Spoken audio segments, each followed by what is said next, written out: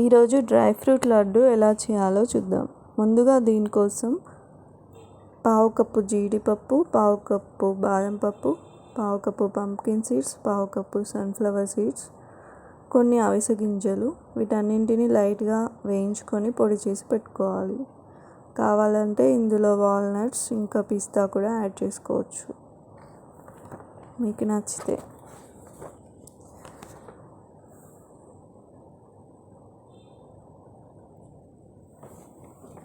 ఇప్పుడు 2 కప్పుల పల్లీలు వేయించుకొని పొట్టు తీసి పక్కన పెట్టుకోవాలి.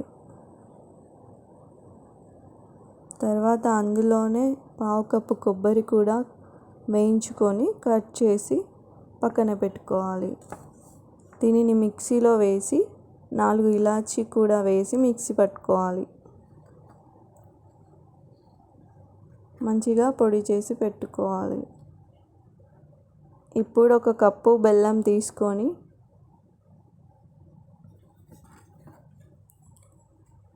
ఒక టీ గ్లాస్ వాటర్ కూడా వేసుకొని బెల్లంని కరిగించుకోవాలి. మీకు స్వీట్ ఎక్కువగా కావాలంటే బెల్లం 2 కప్పులు కూడా వేసుకోవచ్చు.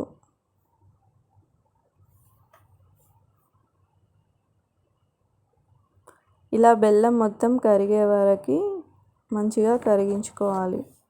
బెల్లం కరిగిన తర్వాత ముందుగా రెడీ చేసుకున్న పొడిలో కొద్దిగా ఈ బెల్లం సిరప్ని పోసుకుంటూ అంతా కలిసేలా కలుపుకొని చిన్న చిన్న లడ్డులలాగా చేసుకోవాలి.